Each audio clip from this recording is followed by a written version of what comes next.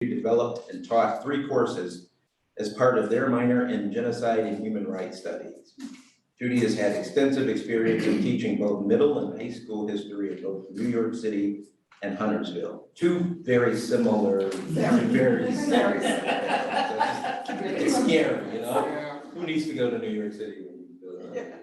Judy is experienced in crafting student trips to Germany and Poland, organizing and leading several student trips. She's a doctoral student in Holocaust and Genocide Studies at Gratz College, currently working on her dissertation in post-genocidal reconciliation. And I really want to learn more about what that is. She received an MA in Holocaust Genocide Studies from Gratz College, an MS in Secondary Education and History from Queens College, City University of New York, and her BA in Political Science from Queens College City, University of New York. So without any further ado, let's give Judy LaPietra a huge welcome.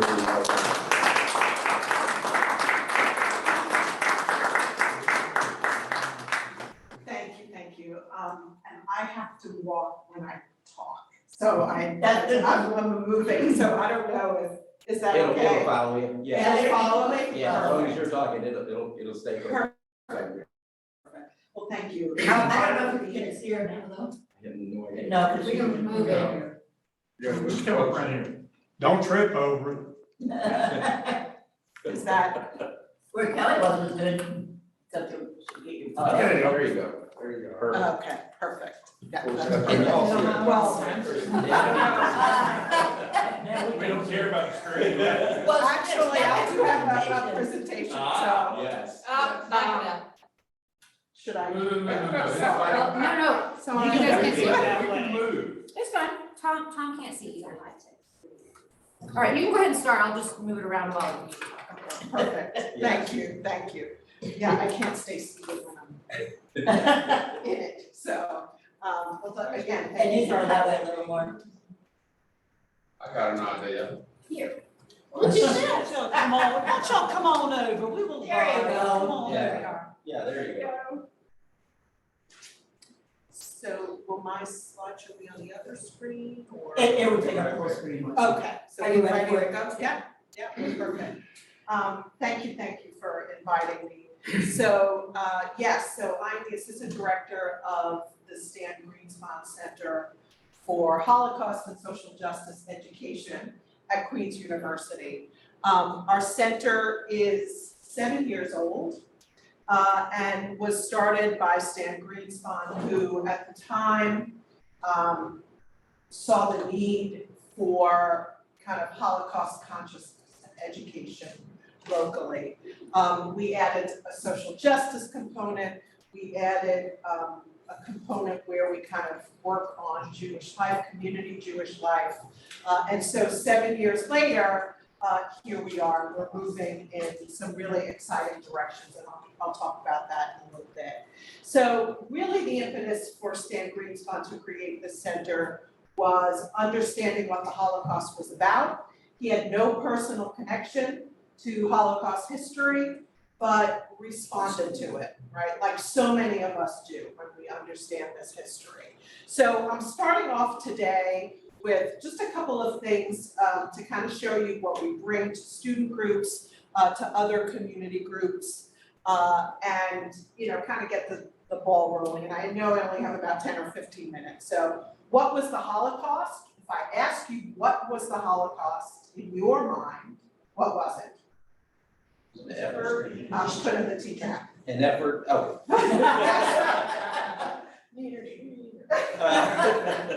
It was a concerted effort by the German government and the German military apparatus led by Hitler to eradicate an entire population of people based on their religious ancestry and those that they considered to be undesirable. Great. A murderous power play. A murderous Power play. power play, okay? So this term genocide is a new term, actually. It did not exist before the Holocaust.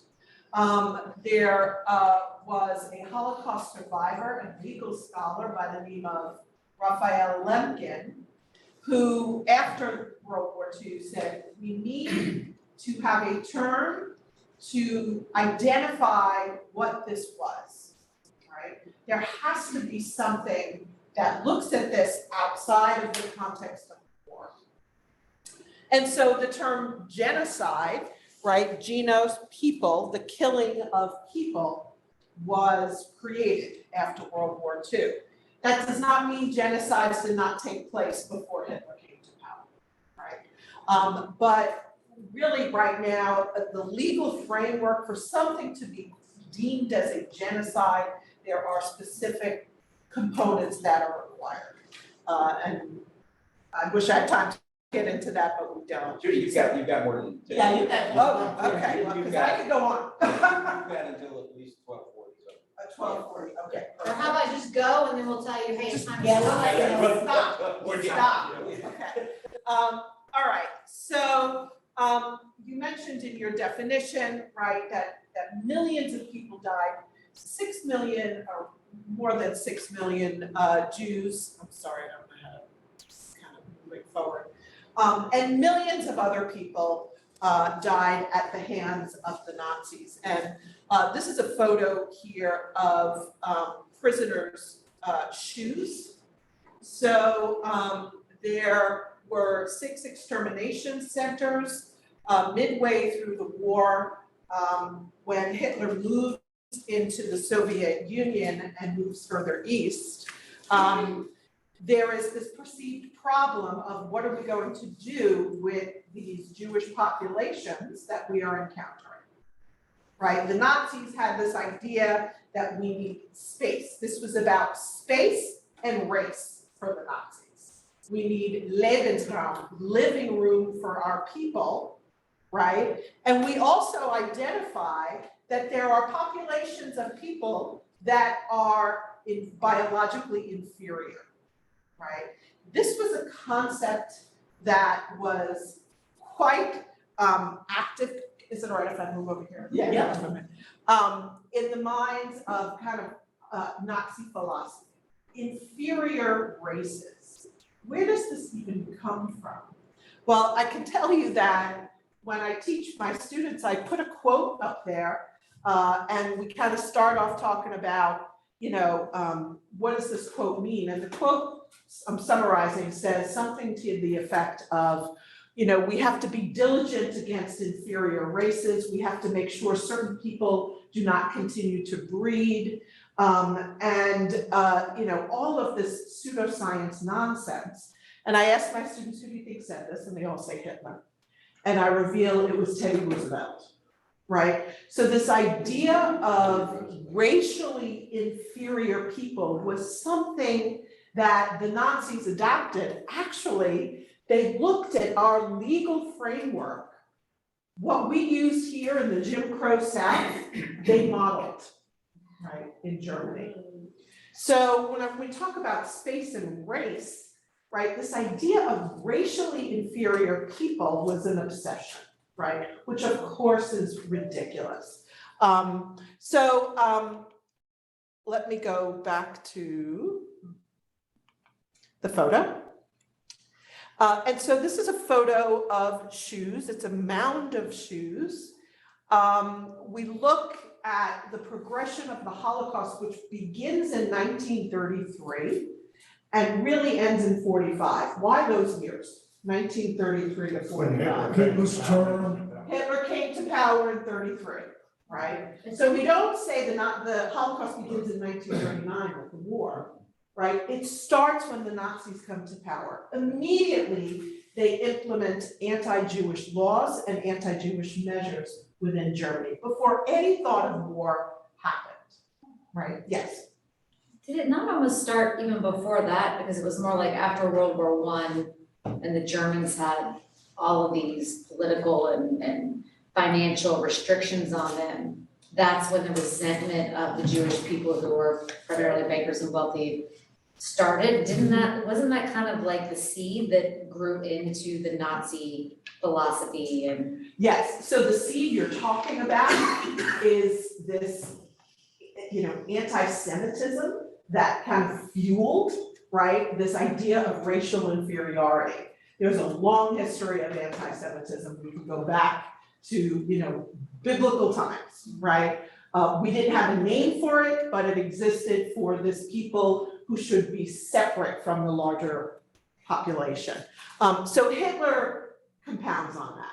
And there are a host of problems in the interwar period, right? After World War I, we have the massive stock market crash, right? Germany was in, physical and economic and political shambles, right? There were dozens of political parties vying for power. They needed to look to somebody to save them, right? So it's complicated, right? There are many issues. But I want to get back to this photo here, right? So how do we get to this ideology? How do we get to a mound of victims' shoes?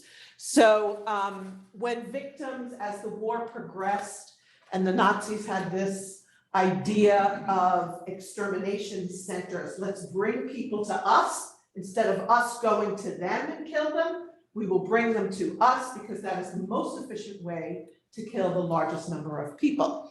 And so this is a photo of prisoners' shoes from the Auschwitz death camp, which was in Poland. And when prisoners would arrive at this location, the very first thing that was taken from them was their shoes. Why do you think that was the case? Yeah, Run away. Can't run, well, there's no escape. You're not going anywhere. The layers of barbed wire fences, you have guards, you have armed guards. So think of what else, right? What else? Why take shoes? Shoes can't burn, they don't, yeah, back in the day, these were like real leather shoes. Why else? Why would a shoe be a threat? I think it's a mental, it's like a mental, bullying down, it's like you're never leaving, you know what I mean? So it's almost like a mental mind game of, to break them down mentally and spiritually. There's no escaping, right? So this idea of what it represents, but there was a practical thing with shoes, right? So your belongings are gone and give us your shoes. Why? Because shoes have a utilitarian purpose, right? What can I do with the sole of a shoe? Resole it. Well, I can open it up and I can hide any kind of personal things in my shoe that, I deem of value, okay? And hence we have mounds and mounds of prisoners' shoes where the soles have been ripped open.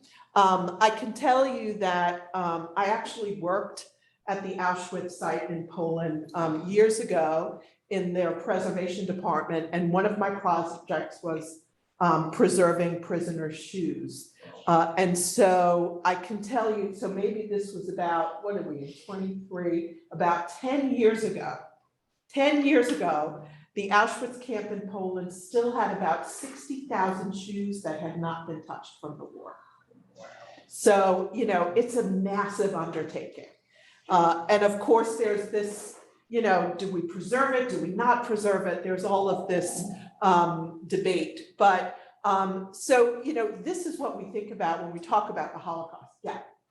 Where did the Holocaust Museum in DC get their shoes from? Because they have Those were children's, massive. weren't they? Yeah, from the camps. So the shoes that I worked on travel the world.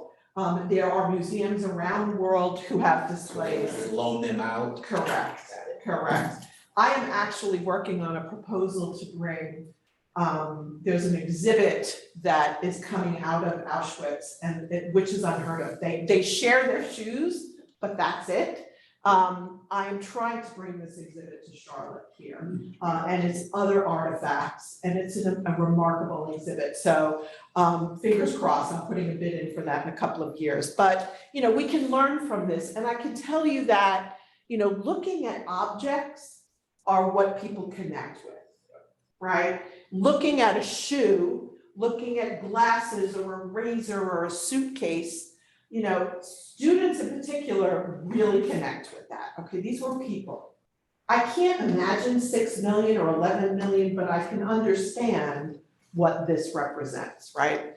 And so when I talk about this talk about this history, I tell them, it's not about Adolf Hitler. I actually don't talk about Hitler at all. This is Hitler's baby picture. But just the numbers, if we talk about the groups, if we group people in this history, millions and millions of people died at the hands of the Nazis. So the victim group obviously is the largest. We'll talk about who those groups were. The perpetrators we number in the hundreds of thousands. So in your mind, who would a perpetrator be in this history? Was Eichmann the chief person Eichmann, okay, and one of the Nazi generals that was actually carried out? correct. What was his? Goebbels, Joseph Goebbels, The French police were part of. police. So let's all agree that top level, Hitler and all his buddies were perpetrators. Yes. But let's go lower here. So police, how were police perpetrators? Well, with like the occupation of Paris and France, the French police a lot of times were enforcers with the Germans, and the Germans would come and live with French people, and the French people would turn each other in to get favor. They were, because like none of them had food. So I mean, I'm sure it was like that in whatever country. It was like that in They were Germany. occupied, They yeah. had the Yes. local police in Germany who were responsible for rounding up people who were Correct. suspected of collaborating with others. Right, that consolidation of power was important for Hitler. Everybody had a buy-in. My police, my legal system, the whole network of hospitals and everybody had a buy-in to this. Well, I was going to emphasize the legal system because when he came to power, all jurists had to swear to the right, not to the Constitution. And if you didn't, you were out. And the reason I know all this is because Dr. Minnick from the Holocaust Memorial Museum gave us a lecture at our fall conference for the judges of the state on how we had to maintain our separation of the state powers. Right. Yeah, huge red flag, right? You pledge allegiance, you pledge loyalty to a constitution, right? In this case, they're pledging loyalty to Hitler. And Right. even the And the military right. did that. What's that? Even the military, everything. Everybody did. Everybody did. What's interesting is when we look at the legal framework here, laws were so important, were so integral, right? That set the creation of these laws. The Nazis had a euthanasia program where they essentially killed non-Jewish and Jewish Germans who were racially unfit, right? They would take them there were 6 installations, 6 hospitals around Germany and Austria where they would take people who were deemed unfit. So what does that even mean, right? Physically handicapped, psychologically problematic, but this Gay. umbrella, yes, right, Gypsies. gay men. If you were an alcoholic, you were racially unacceptable. If you had epilepsy, you were racially deformed. So it was a pretty big net that they cast, but they would bring these people to these institutions under false pretenses, telling them their families will take care of them for you, and of course they would kill them. Well, who had to do that? Doctors and nurses.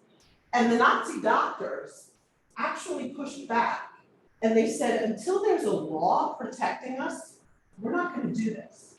And Hitler says, no problem. They created a law, and then they moved forward with their plan. Right, so this idea of the power of law, right, and illegal and justifying what they were doing, everybody had to be on board. Yes. I read a book many years ago that was called Hitler's Willing Execution. Yes. It's a fantastic book because Gold it talks about the entire German society as being accessories, willing accessories to what happened in Nazi Germany from 33 to 45. But he makes the argument that people feigned ignorance about the existence of things were not only knowledgeable, but many of them were willing participants. Complicit. right? In order for something like this on this scale to take place, you had to have populations of people to support it, right? For all different reasons, right? I'm the train conductor driving people to Auschwitz every day. I have a family, it's wartime, I don't wanna go to the Eastern Front, I have to do what I have to do, right? There are all different layers to this. But yes, this is precisely why I don't talk about Hitler, because he couldn't have done it alone, right? And certainly when the Germans moved east, other populations were very happy to give up their Jews. Question. I read where President Roosevelt and the Allies could have done things to stop the Holocaust actually before the end of the war. Could anything have been done, or have you ever heard of that? Yes, so there's a big debate. And I don't know if anybody caught Americans and the Holocaust on PBS. Yes. It was a documentary that was well done with the resources of Is that the Ken Burns thing? Ken Burns, yeah. So the big debate is, why didn't the Allies bomb Auschwitz? Auschwitz was the largest death camp, right? First of all, the US government knew everything that was going on. And the years after the war, a lot of people said, well, we didn't know, we had no idea, the Germans didn't know what that camp was. US government did. Now, right, we have evidence to the fact that we knew everything that was happening along the way. And so the question is, why didn't we bomb Auschwitz, right? And when we look, Auschwitz is in Poland, and Auschwitz was created in an industrial center of Poland. There were factories and rail lines that intersected. And one of the factories near Auschwitz was a munitions factory. A munitions factory. We had reconnaissance air photographs of this. We knew exactly where these places were. We saw gas chambers on the photo. The US and its allies bombed the munitions factory, but didn't bomb Auschwitz. So this debate, why, right? If they had bombed Auschwitz, yes, it would have been devastated, but they could have saved potentially 1 million lives, given the year and the time that it was. And the official response from the Roosevelt administration was, we were at war, and our goal was to end the war. Yes, we know this is happening to the Jews of Europe, but Auschwitz was not a military installation. And in the context of war, our goal is to address the military needs, right, of the Allies. And Auschwitz was not one of them. Now we can debate this, right, guys? But this is the reality. Did the average German citizen know what was going on? Yes. Yes. As did the average American citizen. Yes. If you open the Times, if you open the Charlotte Observer, I have my students look at the Charlotte Observer from the war years and how it was reported here, locally. Everybody knew. You went to a movie, right, and you watched a newsreel with footage about what was happening. So yes, knowledge was, which brings about a whole other, right, conversation, right? Why The did St. we? Louis. Correct, yes. It seems to me Auschwitz is sort of a center point. Everybody's sort of heard of it. But the Germans had many, many camps everywhere in Poland and Germany and Austria, and that they were murdering tens of thousands of people, not as efficiently as they were doing it, but it was going on and on and on. And it would seem to me that, and I've never even heard of the bomb Auschwitz lynch, but it seems to me that that wouldn't have solved any problem. The Germans would have just moved. If we'd blown that away, they would have just found another way in other places. I even read recently, we're at the latter stages of the war, when the Germans knew they were going to lose, they accelerated the whole process because they wanted to kill off the Jews. I mean, their goal was to eliminate them completely, as Kevin was saying earlier. And so they accelerated the process because they felt like, the war's gonna end, and we've got to finish our job Mhm. here where the Jews are concerned. Absolutely. Even when they were losing and they were in retreat, what they did was they didn't kill people that were still in these camps. They had death marches. So they essentially took these camps in Poland and, former Czechoslovakia and Eastern Europe and walked any surviving, right, victims to the West, back to Germany on death marches. Now, people died, but think about that, right? How committed do you have to be to this ideology, right, to make that happen? Yeah. Well, it wouldn't have made much difference if they bombed Auschwitz anyway, because if I understand it right, that may have been the main camp, but you had about 10 or 12 smaller camps around where the industry was, where they were using the labor, and so they just moved to wherever the. Yeah, I mean, there's no question, right, there were concentration camps that we know from 1933 when they came to power. Dachau was the first one in Germany, right? It was the model camp.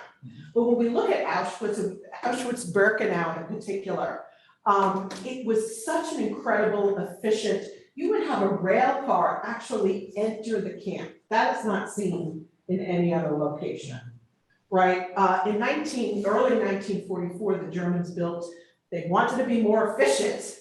So they built a rail line that actually enters the camp, right? And then goes back and gets more. So when we talk about a rail line, these rail cars, you have an image of what they were like. A typical transport had 20 cars, and each car held 80 to 100 people. So you do the math.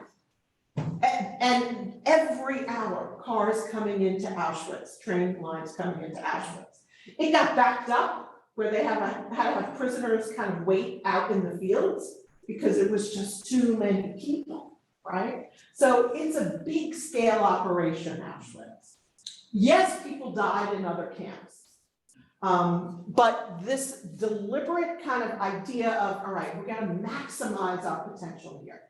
And as the war progressed, yes, bullets cost money, right? We're losing good German young men, right, on the Eastern Front, right? How do we efficiently carry out this ideology? Did I know they had the initial troops, the Einsatzgruppen, who were responsible for killing political prisoners and Jews, but did they kind of wane out toward the end of the war? Yeah, so he's talking about these mobile killing units. They were called the Einsatzgruppen. And initially when the Germans went east, they were units that followed the German army. And they were typically middle-aged men who were not enlisting. And they would follow the German army to the east. The German army would secure a location, and the mobile killing unit would come into a village and say, show us where your Jews are. They would round up the Jews in these villages. They would very often take them out to a field or the forest and shoot them. Sometimes they were made to dig mass graves. They would shoot them, they would cover the grave, and they'd move on to the next village. Now, if you think about this, it's all about efficiency, Yes. right?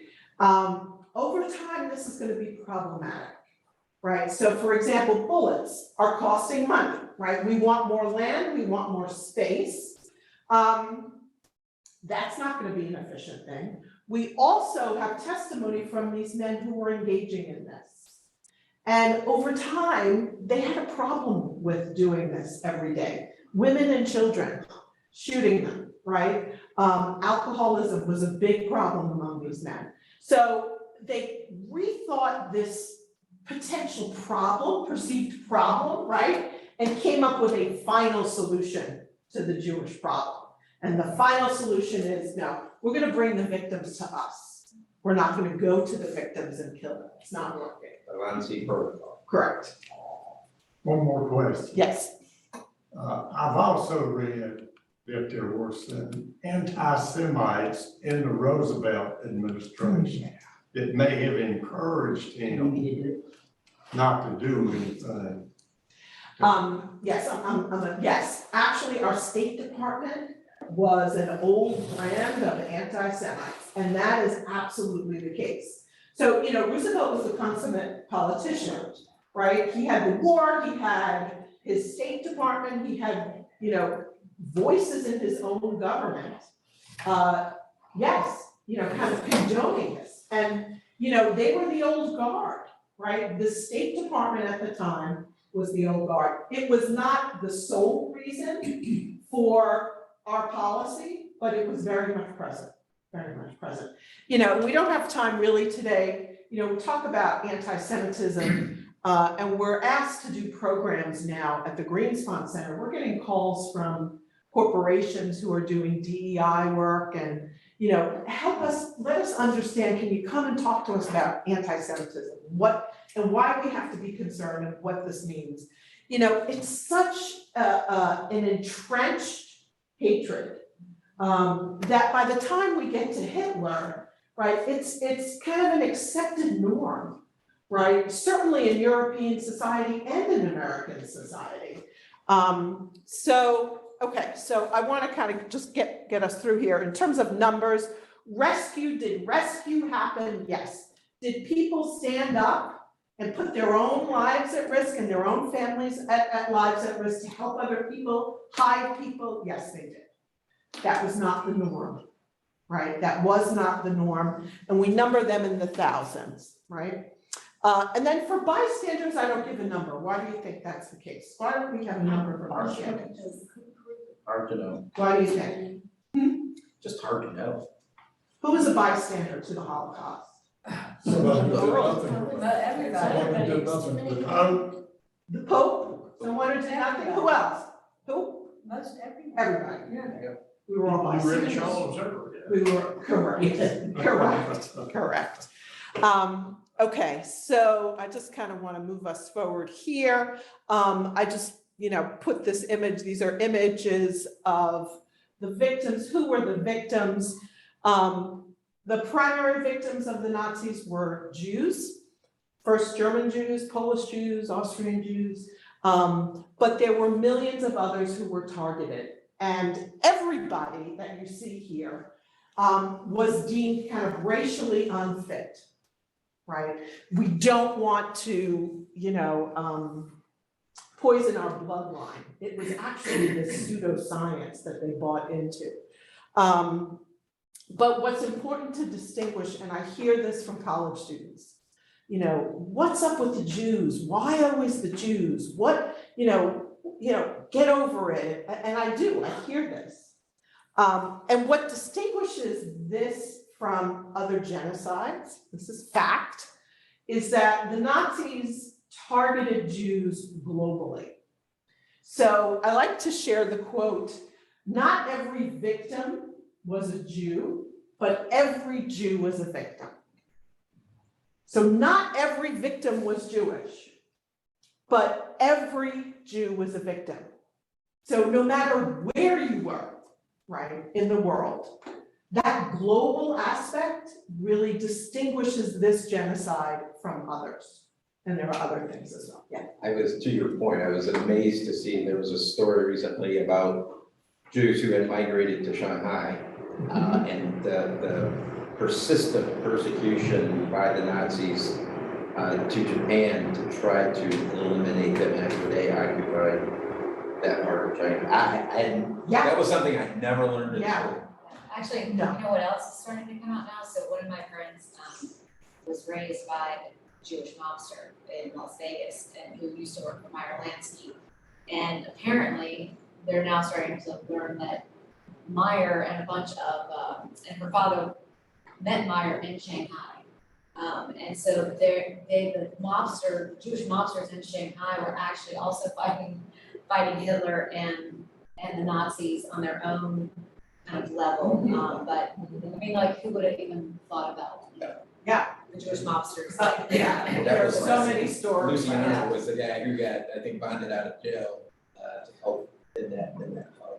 Yeah, a lot of stories. So it's a 1:45. You guys good for a few more minutes or? I'm almost finished. I'll just talk about, we talk about this term, anti-Semitism. It itself is a modern term. It actually, in the late 1800s, was coined, to really, when these concepts of race, came to be in the late 1800s, we never had this concept of race. Race is a social construct, right? And so in the late 1800s, we have this idea of separate races of people, and therefore this term comes out of identifying Jews as Semites and hence anti-Semitism. So the term is somewhat new. The hatred is quite old, right? We've seen it throughout history. Just a little map thing. I'm not going to get into this. I show my students because I can tell you that college students cannot tell you where Poland is on a map. They probably can't tell you where Charlotte is. You're right. So I'm always showing them maps about how maps of Europe are changing, and wow, we have some work to do with that. But I just want to kind of give you a visual, right? All of this, right, when war is declared, all of this becomes the hunting ground, right, for the Germans. Okay, and then I have some photos of Auschwitz-Birkenau. So this is, I was talking to you about the shoes. So everybody that you see in these photos is headed to the gas chamber.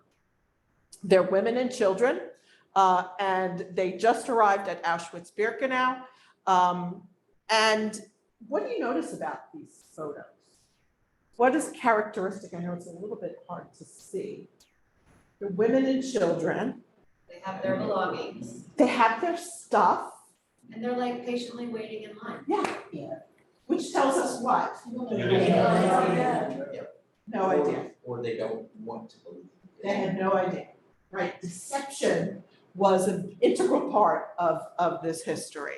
Judy, can you talk a little bit? I see the Star of David that the one person is wearing, but they actually had different classifications, different colors of stars. Can you talk about that a little bit? Yeah, so actually, so the yellow Star of David meant you were a Jewish victim. And when we talk about the different patches, they actually went to the trouble of creating patches for prisoner uniforms for prisoners at Auschwitz I, not at this camp, Auschwitz I.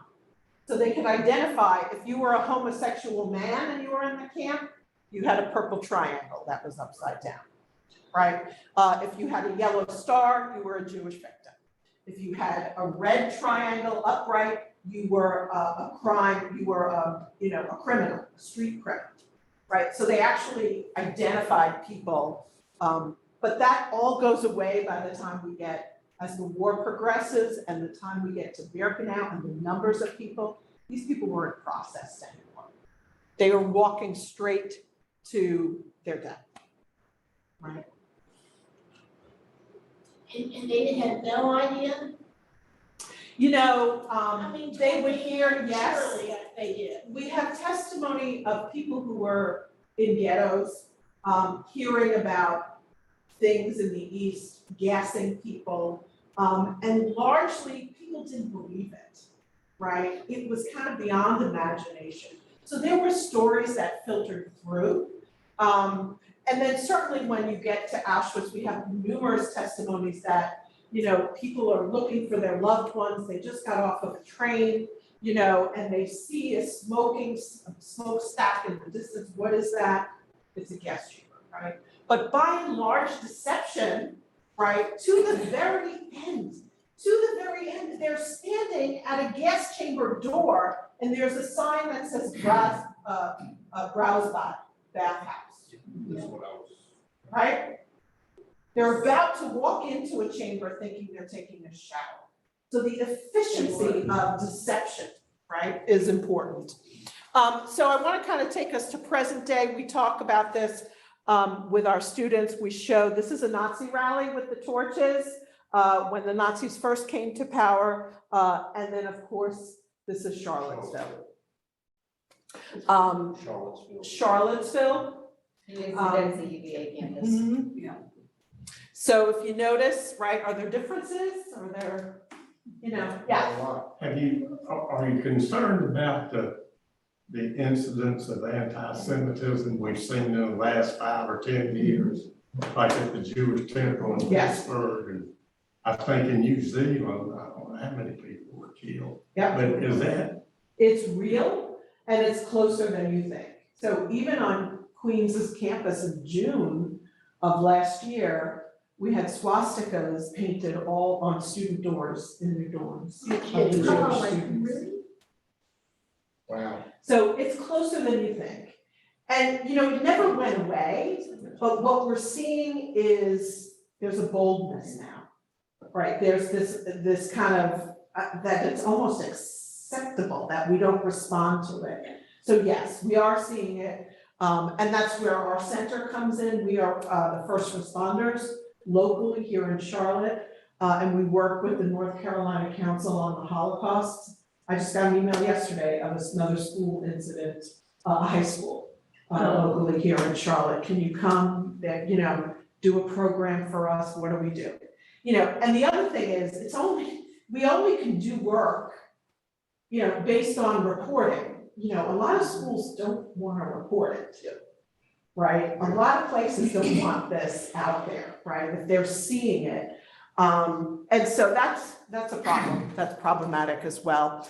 So these are some of the things that we heard from the Charlottesville Unite the Right rally. Jews will not replace us. Blood and soil was a phrase used by the Nazis. Whose streets, our streets. And just to give us a sense of the Jewish population today globally, 2% of the global population is Jewish. In the United States, it's 1.8%. Can I ask, this is just so, I don't even understand, where people are getting this, because, it just kind of blows my mind this is even still a thing, because Jews are not a threat, they're such a small percentage of the population, you know what I mean? You can't necessarily look at someone and tell that they're Jewish, so Who are these Who is people? Who's susceptible to this? white males, well, they tend to be the thing, sorry guys, but but I mean, who is hanging on to this and not perpetrating, who is keeping it alive, and keeping it going? Groups, hate groups. The haters. Plenty And of there's groups. so many other people out there, that you could target and Well, why I'm the Jews, I don't get it. I will tell you, so I will respond to that. So I just wanted, the Southern Poverty Law Center tracks hate groups in America. And these are different types of hate groups. This list is the active list just in North Carolina of those people that you're talking about. Right, so Identity Dixie, right? These are Southern, pro-Southern, pro-secessionists. But there are also some black separation groups. Absolutely. There's enough hate to go around. We got hate for everybody. There's enough hate to go around. But these are the ones that's on our radar, on our state radar. And whether it's anti-immigrant hate or anti-Black hate, or anti-gay, lesbian hate, whatever it is, it's there. What fuels that? I can tell you that a huge part of the problem that we didn't have in 1933 is the internet. Oh, like that. So misinformation is easily had on the internet, and susceptibility, there's a lot of kind of psychological, yes. Yeah, because you I mean, honestly, it's you not- mentioned ill. yeah. They prey on really healthy young white boys. Yes. Yeah.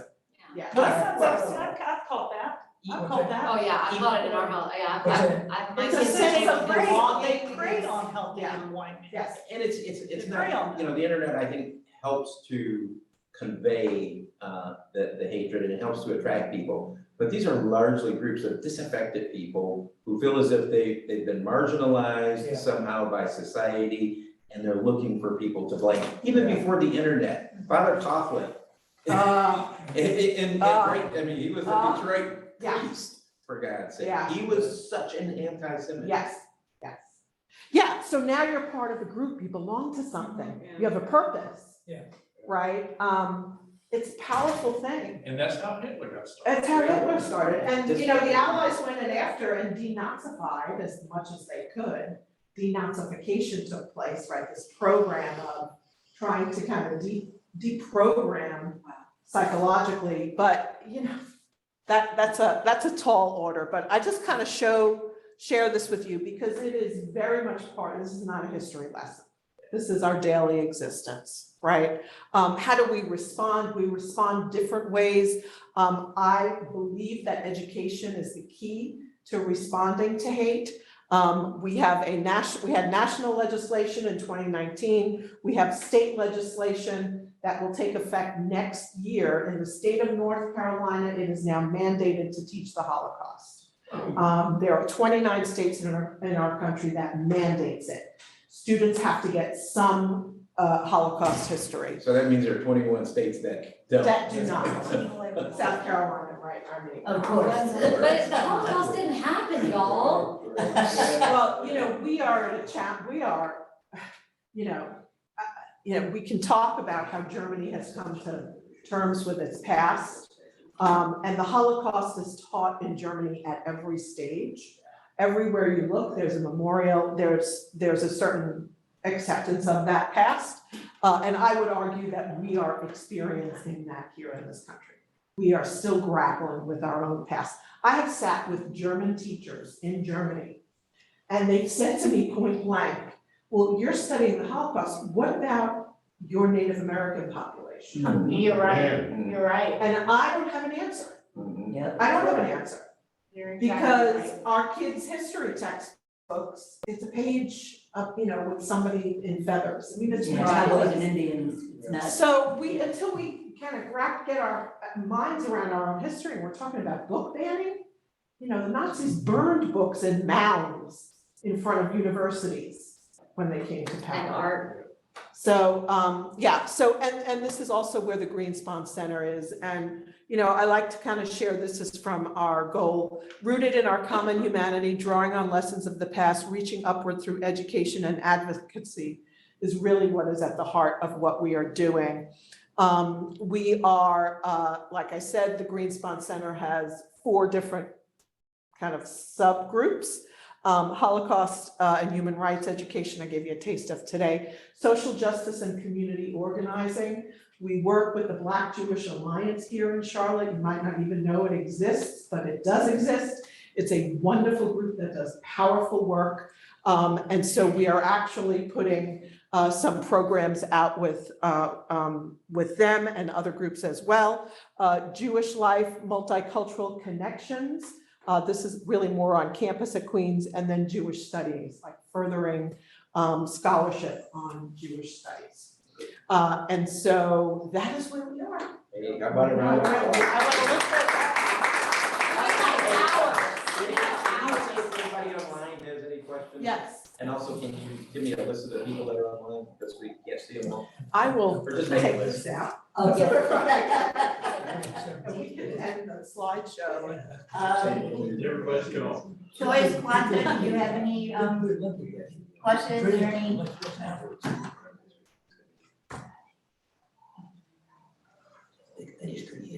Joyce, Quantin, do you guys have anything to say? Where? We can't. If they don't have their screen on, it doesn't show up there. Really enjoyed it, thank you, she says. Oh, Okay. Okay, great. thank you Any guys. questions here? Yes, but we don't have time. Would you stay? be willing Can to we stay a stay little after we formally conclude the meeting? Yeah. Awesome. Yeah, great. We have a couple of housekeeping things that we need to do before we close up. First of all, card buckets, if you have them. Judy, I'm gonna ask you to come pick the winning ticket from Okay. our completely illegal lottery. But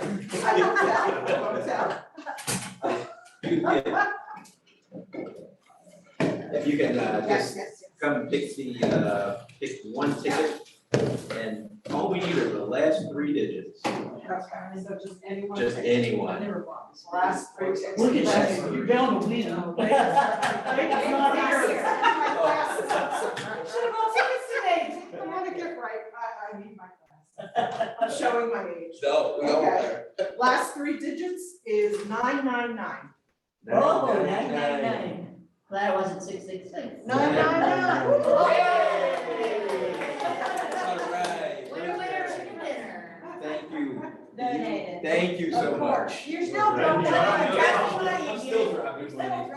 Okay, can we stand and do the four-way test, which is why we went for us?